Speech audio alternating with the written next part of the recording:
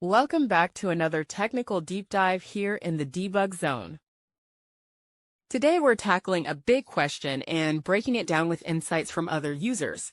Hopefully this clears up some misconceptions and helps you get the answer you need. So buckle up, stay a little curious, and let's jump right in.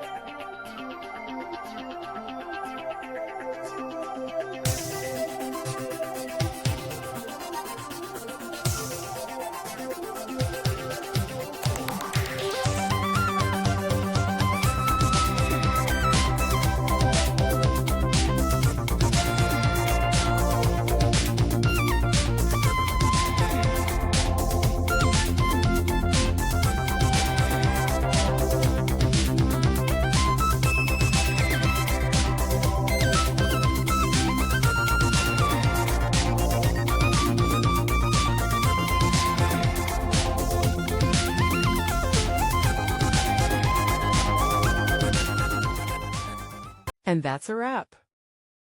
I hope you found the answer you were looking for. If you did, take a second to hit that subscribe button. It really helps out. And let me know in the comments which solution worked best for you. See you next time in the debug zone.